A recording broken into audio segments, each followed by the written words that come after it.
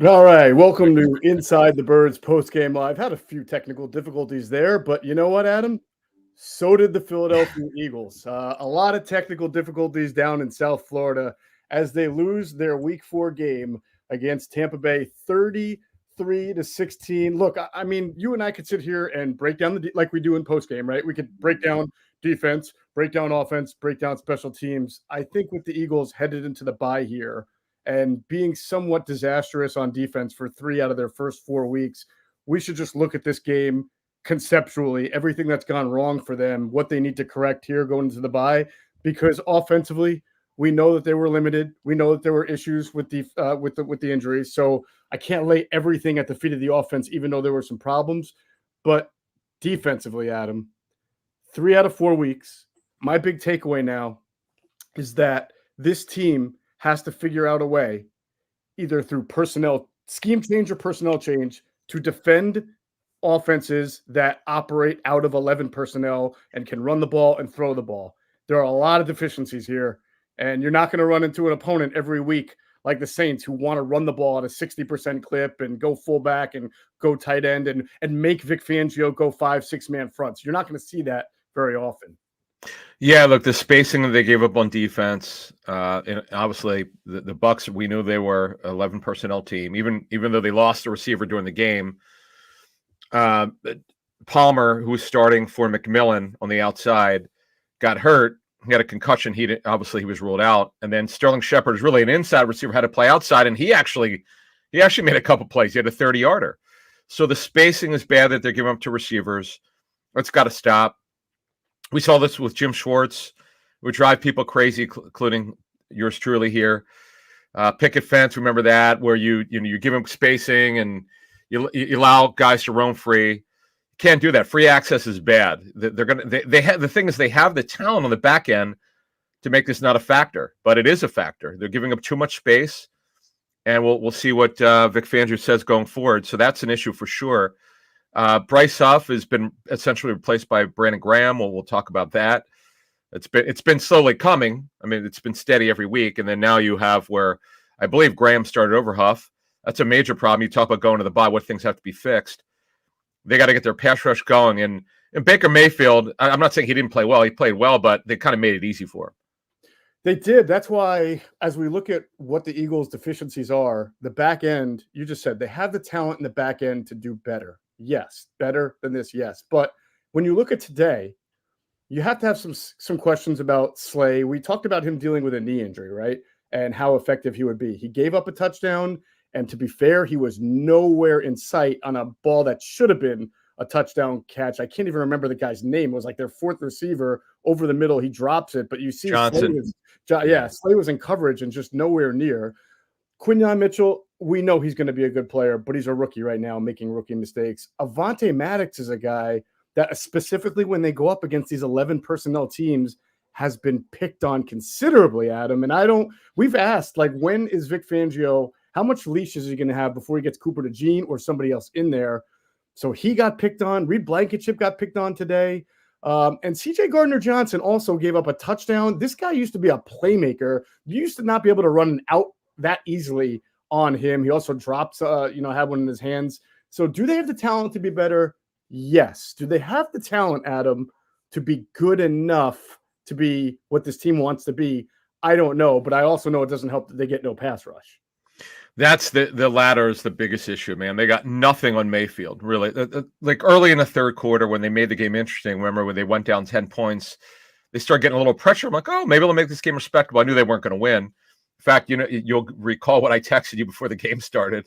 Yes. I had a very bad feeling, very bad. I started to relook at what they were going to, the challenges, the heat, by the way, all that. It added up to them probably the dam breaking, and it did.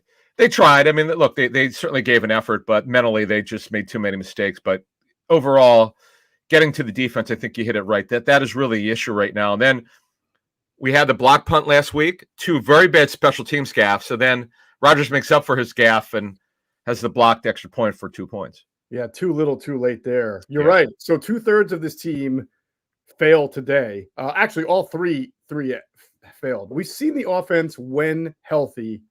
We've seen the offense be efficient and strong. They were not today. You can say they walked into a buzzsaw. This is a good Tampa defense that's always given this team trouble. They were without their best players. There's no doubt about it. And I thought the biggest problem for the offense, Adam, that is really not their fault, although, I'll criticize them at some point, is that when you're down 14-0 right as you get off the bus, your whole plan of trying to be 12 and 13 personnel and run it with Saquon and keep yourself in the game, well, that sort of goes out the window when the Bucs are just scoring points in droves and 14-0 and 21-7 or 21, whatever it was. I mean, I think that they wanted to be and rely on Saquon more, but they couldn't because they fell. You're down 21-0 early in the second quarter. Yeah, I mean, look, you could try to play small ball when they're down 14-0.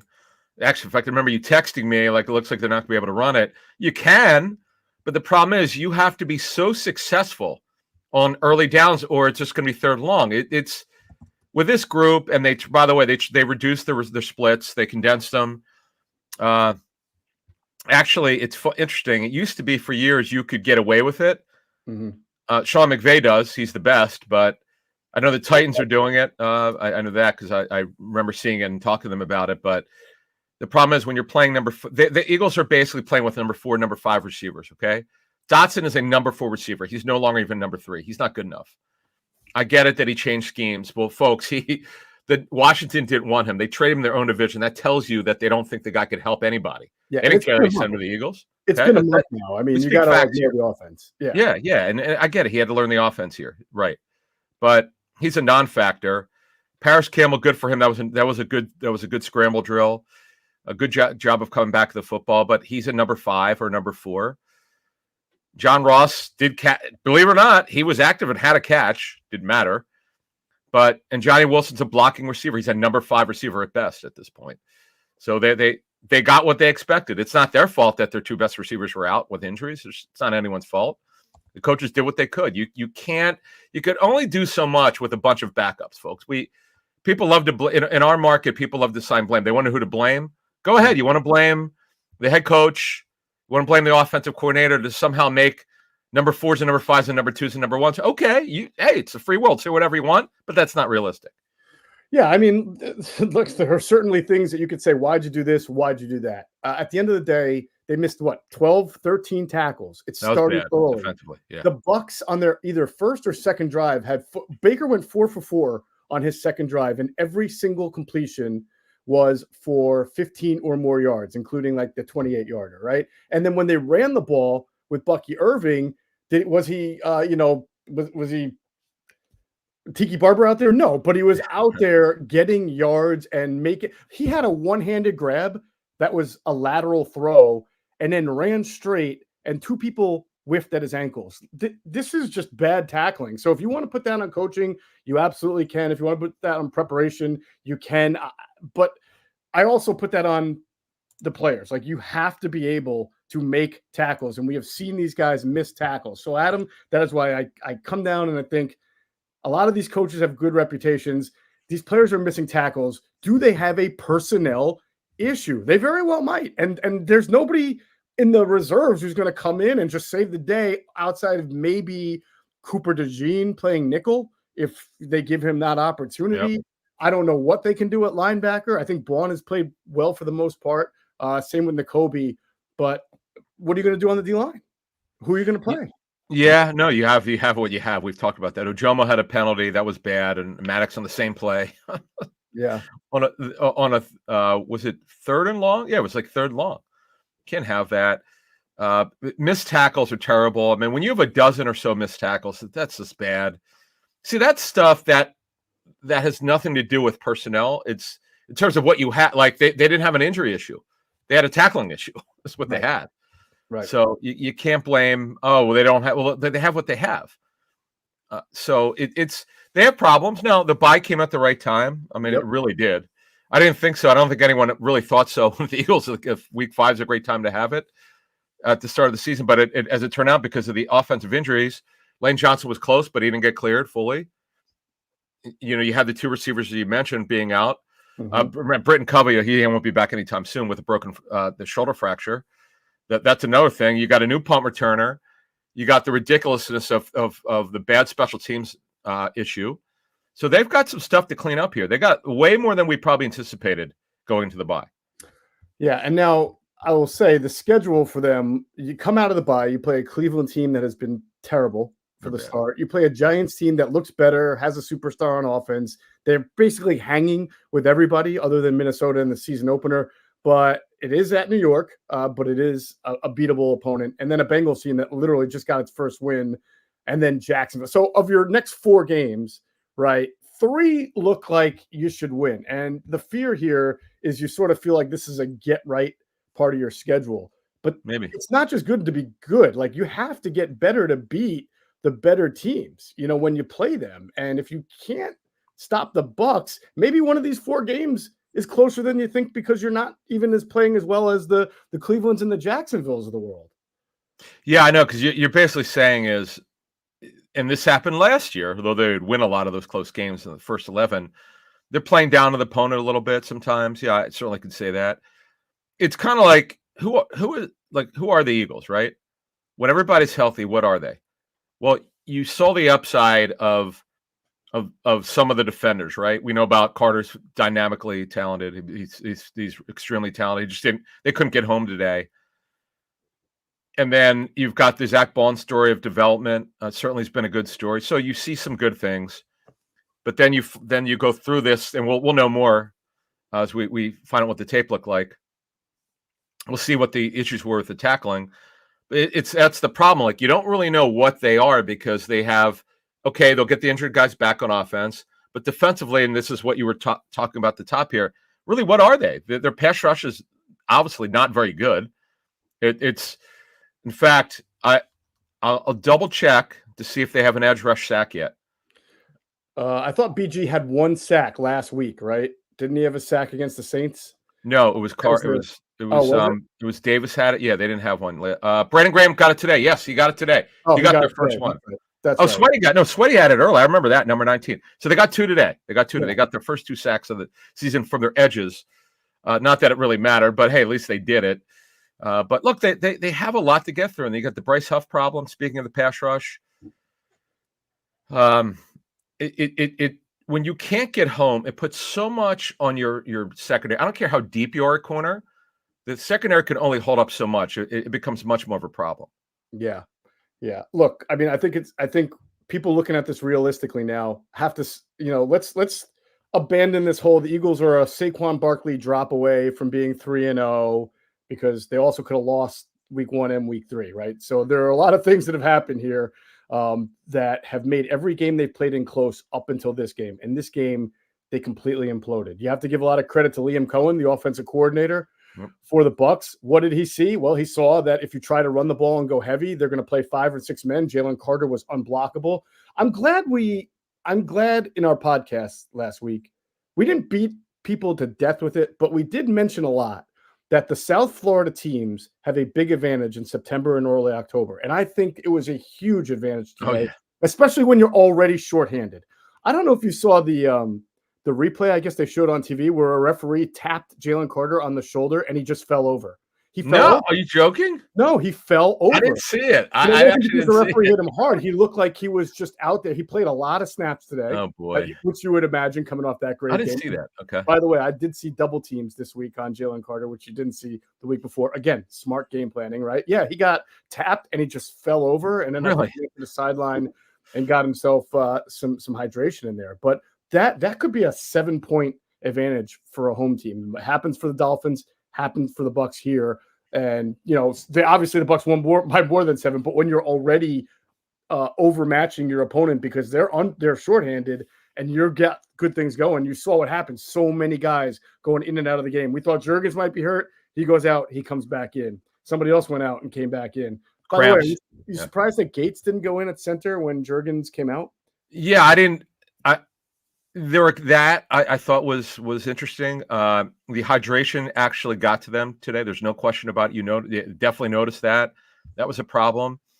And I thought Tampa handled, coming into the game, they had certain things they clearly wanted to do. They wanted to be able to run the ball on the Eagles a little bit. They were able to do that. Well, not for a ton of big plays. No, they were honest, though. That's what they wanted to do, right? But they did control the clock. That's the thing. When you have a team like Philly who's not used to the heat, Last time they were in the heat was probably mid-August, like Mhm. real heat like this.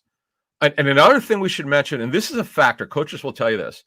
Eagles had 3 emotional games. The emotion of week 1 in Brazil, knockdown, drag out. Somehow they came back to win. That was a really great, hard-fought game. That was a really, really good game. They choked second week. That was emotional, the loss. And then the craziness of the Saints game.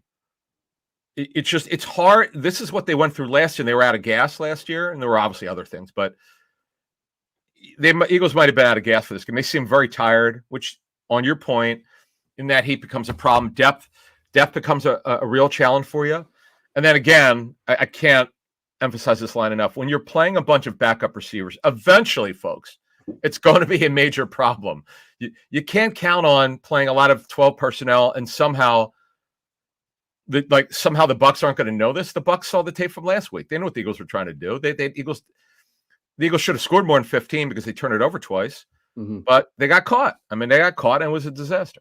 Yeah. All right. So let's put a bow here on defense, which was obviously terrible today. The biggest issues are you miss tackles. Because you miss tackles, the offense is ahead of the sticks. Because the offense is ahead of the sticks, they can run or pass, and they can run play action on you, whether it's under center or even from shotgun, and they can get the ball out quickly because your defense is on the toes, and you can tear apart the middle of the field, which the Buccaneers did about as well as anybody so far. And by the way, Green Bay really hit them hard over the middle of the field. They had like 4 drops that, had they counted right, would have been big time for Green Bay. But the point is, the middle of the field's been open. Pass rush not there because the opponents are moving the ball on the ground and through the middle of the field. Where do they go from here? Well, you could start to play a different nickel if you felt Cooper DeJean was going to be an upgrade over Maddox. I don't know that he is. You drafted him in the second round, and he's now been about 3 to 4 weeks removed from the injury, and he's back.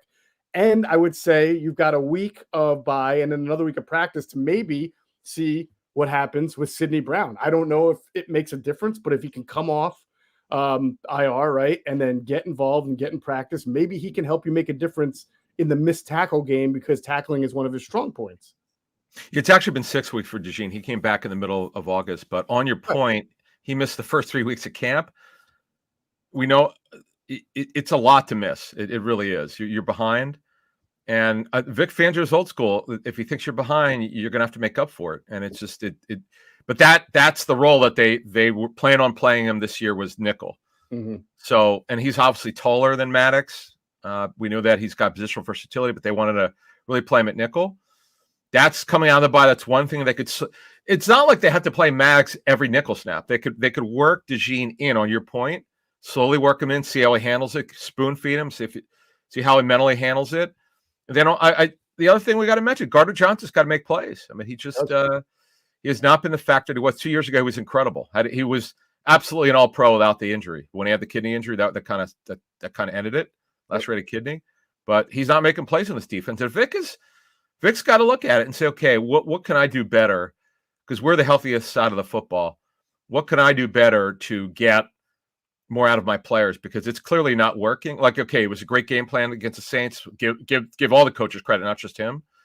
But this past week, how are they really shorthanded? I mean, they honestly, they had who they needed to have. I mean, they clearly had enough guys to play.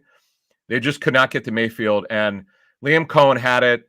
5-step drops, shotgun, 11 personnel. Eagles couldn't get to him. Yeah. The Bucs did, and listen, getting Villa back was huge for them, Huge. but they had big deficiencies on defense as well. They did not have Antoine Winfield, who is a top-tier elite safety in this game. They also didn't have, who am I missing? They were missing another guy, a linebacker or DN. They were missing Winfield. Cansey. Their defensive tackle. Yep. Yeah. So they were missing guys too. Their defense didn't suffer as a result. All right. So that's basically conceptually what we're looking at with defense. You just have to hope that A, they work on things, they get better, or B, maybe Sidney Brown can come back soon and help this defense out. Maybe Cooper DeJean, we'll see. Because on the front line, I don't know what can change. I mean, you're Carter, Davis, BG, Huff, Josh Sweat did not get a whole lot of pressure today. I did see chipping against Bryce Huff, but I didn't see it against Sweat. And Sweat's got to be able to beat one-on-ones. And you know what? If he can't do that, and as the season goes on, he's not creating enough pressure, that's another guy you're relying on that's not coming through. So, and Nolan Smith, we know, has been absent. As far as offense is concerned, let's move this to offense now. I know we're cutting them a little slack. You have to. We have to for this game. In totality, though, the reason why you give up a third-round pick for Jahan Dotson is because you, in your mind, think this is a higher caliber player than what he showed at Washington, and he's going to come in here and help be an important role. Remember what we said. It's not just to be the slot receiver. He didn't play the slot in Washington very much. It's to be that receiver who can fill in for you if you have injuries at the outside spot. Well, I don't know if it's Jalen Hurts and him don't have the right sync, or if it's what we reported when they traded him. He's not a physical receiver. He doesn't get open by himself, and he's struggling. And right now he's absent in this offense. He's a non-factor. I mean, he's been the best play he's had was the pick play on the 3rd and 17. Yeah. And that's not good. So he's another guy for the bye, man. He's just got to get himself together. They have problems that they won't be able to address until the offseason. I mean, they could do something at the trade deadline and get a backup receiver with experience, but they're going to have to reevaluate their depth. But look, any team that loses 2 stud receivers is going to be a downgrade. We know that. We're not telling you anything you don't know. Right. But they're going to have to figure this out. Aaron Moorhead's got a job on his hands. Johnny Wilson can't get open on his own. We know what he is, okay? We know what he is. He's a blocking receiver at this point of his career. Eventually, hopefully down in future years, he can actually help them on the outside. Right now, he can't. Paris Campbell has got a little bit left. Again, he's a 4 or 5 receiver. Mm-hmm. So they've got to figure out what they can do. Do they have anyone on the practice squad? Kyle Phillips is a slot receiver. Danny Gray can play on the outside. He's fast, very inexperienced. Rosemy Jackson is an undrafted free agent. He doesn't factor in. So what they're going to have to do is look outside the roster, start working guys out on Tuesdays. And what other veteran receivers are out there? Donovan Peoples-Jones is a guy that I like, who could also punt return, by the way. They got to do something at backup receiver.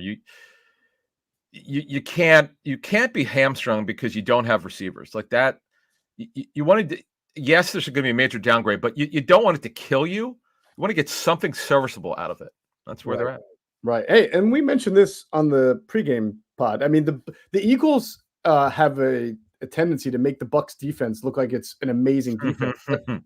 By the metrics, the Bucs don't have that great of a defense. They just seem to have the antidote, right? Todd Bowles for Jalen Hurts in the offense. They blitz, they sim pressure, they disguise, they play zone behind their blitzes instead of leaving guys straight open and man. And honestly, this was a scaled back sort of blitz plan for Todd Bowles today, because he didn't really have to blitz that much. He just picked really good times to bring the pressure.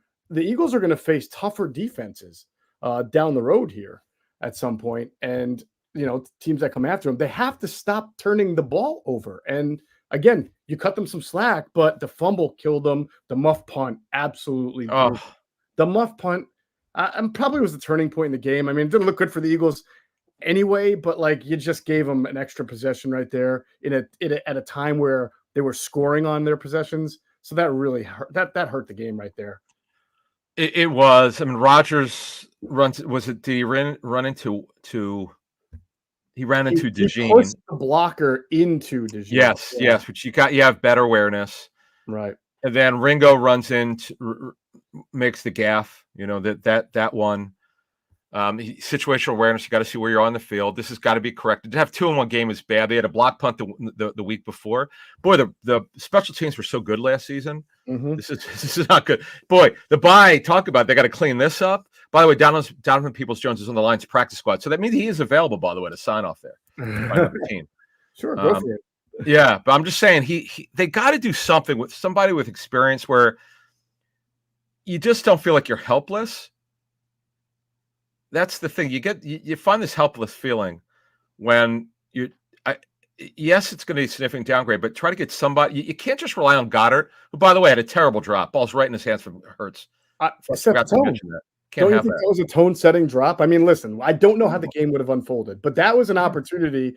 If they're going to score 7, at least to try to move the field, get 3, get 7, that would have been a big play, and you would have felt good about how the offense started. You wouldn't have been behind the sticks. And they were behind the sticks.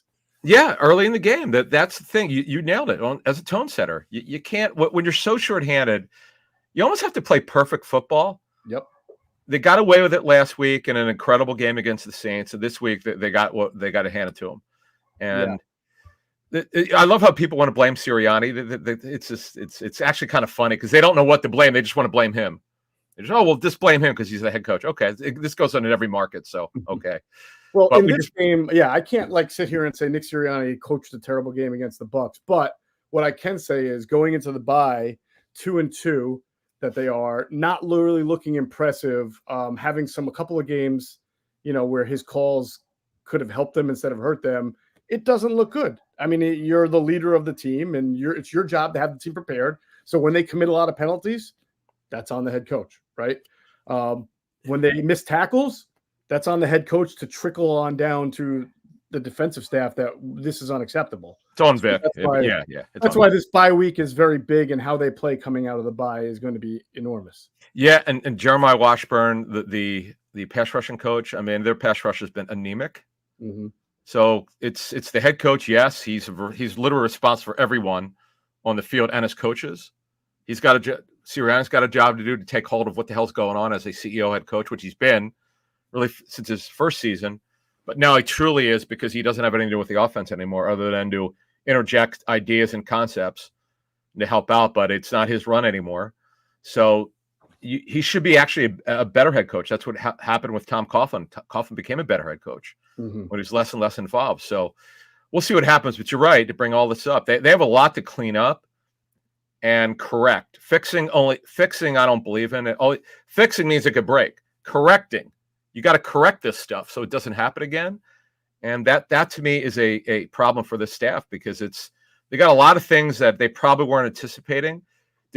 Yes, we pointed out in the training camp that pass rush is not good. We were concerned about it, but I can't believe it's this bad. Yeah. Really? Yeah. One of my biggest issues, and I don't know if it's like Vic or his scheme, but ever since they hired Jonathan Gannon, had him for 2 years, then Desai last year, and now Vic this year, they have really been picked apart over the middle quite a bit. Now, we used to blame that on the fact that their secondary was very slow and very undynamic. And that's true. It had been. I mean, they hadn't drafted a corner and hit on one in 20 some odd years until they picked Quinyon Mitchell and Cooper DeJean there. And we'll see. We'll see. I mean, it looks pretty good for Quinyon. I'm sure he'll be fine. But they've theoretically upgraded. They bring back CJ Gardner-Johnson, and yet they are still really porous over the middle when a quarterback has just like 2 seconds. He doesn't even need 5 seconds, right? Give a quarterback 2.5 seconds and he'll find the middle of the Eagles defense. And that's been pretty consistent other than the Saints game, to be honest with you. And even the Saints had a few across the middle that were nice. They just didn't make enough plays. But that, to me, I don't understand how year to year to year to year, that is the area that they just can't seem to figure out. Cade Otton had some plays today. The number 88, the tight end for the Bucs, he made some plays, but Godwin killed him. What's that? And Godwin killed him. Godwin got him early, especially early. Yeah. Look, they have it's the quarter. You're not quite the quarter of the season technically, but you're close enough at 17-game season. So they got a lot to correct here. The big thing, I'm still, maybe I'm in the minority, but I'm really not overly concerned about the offense. I'm not, because they're going to get, barring something highly unforeseen, they're going to get their 2 receivers back. That changes the game. Remember, A.J. Brown hasn't played since week 1, folks. Right. Let's not forget about that. Yeah, they got issues on defense. We're here to call it down the middle. We're not fans. We're objective reporters, analysts, and everyone who works for us has to be objective. When they give you information, they got to be objective. The offense is not the problem. Yeah, Hurts has been inconsistent. He didn't have any help, though. We got to call it real here. He hasn't had much help lately because the receivers are out. Yes, he can't turn the ball over. We'll look into the pick. The fumble. But again, he did that in traffic. Remember, he pumped and then pumped again, and that's when he fumbled because he had no room. Yeah, I mean, as a quarterback, you got to know against the blitz. You got to know where you are. You don't have time to just stand there and stand there. Right. You got to know where you are. Yeah. I think that, again, situational awareness, but that's not why they lost. No. Defensively, they got. I think you nailed it at the top. To be honest with you, it's really the defense. Yeah, and they don't have excuses. Like I'm sorry, and Clint Hurt, we know he's a very well-respected coach. We've talked to a lot of people who've worked with him. I get that. It's only 4 games. The young defensive tackles are wildly inconsistent. The lack of pass rushers is on Washburn. It's been pathetic, absolutely pathetic. I don't want to hear it. These guys are healthy. There's no excuse for this. Right. That's the stuff is unacceptable. It's only 4 games, but you talked about, and we're going to do a show that's coming up. We do this every year, and I cannot wait. The bye week remedy. We talk about what they have to do going forward. We'll take a much deeper dive than we did today. Mm-hmm. But this lack of pass rush, Andrew and I were at. Andrew was at every practice. I was at more than half of them, and we talked to a lot of people who were there anyway when we weren't. So, or who would know. And we kept hearing pass rush is a problem, but they thought Bryce Huff would get it, and obviously he's a culprit. But, man, you mentioned Sweat, who gets pressures, but still need to get to the quarterback. And Nolan Smith, who's just not getting the job done. They got problems, folks, on defense. They got real problems because it makes your secondary look worse when you cannot get home. To your point, Adam, when we went into the year, I said my concern about the pass rush isn't just the pass rush alone, but it's we don't even know what the 4-man rush line is going into the season. When was the last time you weren't sure who was going to be all 4 guys in the 4-man rush? Because we know that's 80% of their pass defense is the 4-man rush. And at times, Adam, today, I saw them, and this might be because of injuries and the heat. I saw Jordan Davis out there in the 4-man rush. So you're not going to get a whole lot of pass rush from Jordan Davis is out there in the 4-man rush. I mean, there's Jalen Carter and BG, who's playing far too many snaps for his age, you would think. They just see, to your point, and we'll close it on this, right? I believe the offense can get better just by getting healthier, by getting AJ Brown, by getting Devontae Smith, by getting Lane Johnson back. And I keep going back to this with defense. I don't know who is going to help change this thing around. They're playing their best players right now. Yeah. Unless Sidney Brown and Cooper DeJean are just going to come in and get, I have a hard time believing it. I'm just trying to rationalize to myself what can change. I don't know what can change, but something has to change. Yeah, that's the bye week plan for Fangio and his assistants. They got to figure out how to. It really starts with a pass rush. Yeah, and on your point, really, because Huff, BG started over Huff today. They have what they have. Smith has not done anything. Huff has not done anything. I'm looking. There's no one on the practice squad, but they got the kid, that undrafted free agent out of University of Houston, who's been on 6 teams in 3 years. David Nye, however you say it. I mean, he's obviously not a guy that's going to be playing. No. Gabe Hall, unfortunately, did not have a good training camp. Great measurables. There's really no one who could help them on your question, your point. And Byron Young, Cosell told us, Greg said he's not really much. He's not a great pass rusher. It's kind of more like Milton Williams, so that scratch that off. Right. On your point, this is it. We just gave it to you. They have who they have. I mean, it's I don't know what else they could really do at this point. There's certain things. Bryce Huff has got to play more of a wide 9 technique like he did with the Jets. I know they play some wide 9 in nickel. Most teams do, but they're going to have to figure out some other ways to get him going, because watching him standing up, he just doesn't get it. He's just not comfortable standing up. Yep. Well, I always say in order to play the wide 9 technique, the offense has to be in 3rd and long, and the Bucs did not really face anything more than 3rd and 5. I'm going through the 3rd and 7 with 4 minutes left. Nope, that's the Eagles actually. Yeah, the Bucs did not face very many 3rd and 5s or long in this game, so it's kind of hard, because if it's 3rd and 3, you could still run, and you're playing that wide 9, they're going to run right into that bubble and catch the defensive end coming up the field. So they've got to do it better.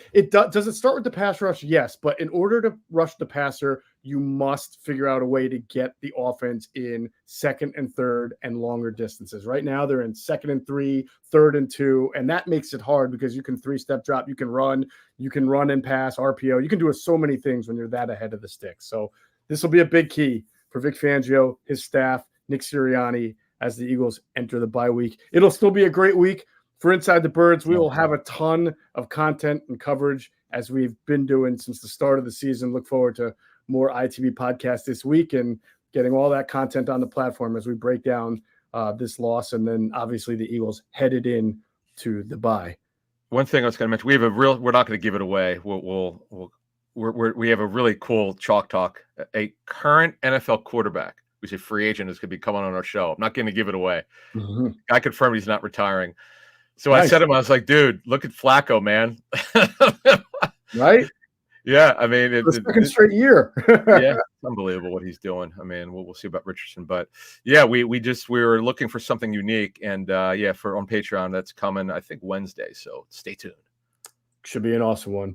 All right, everybody. Thank you for watching. Really appreciate it. And as I said last post-game show, we really appreciate all the viewers, all the listeners, everybody. We are having a banner year at ITB, and we couldn't do it without all the great viewers and listeners and commenters and all of that. So thank you for watching and listening and consuming.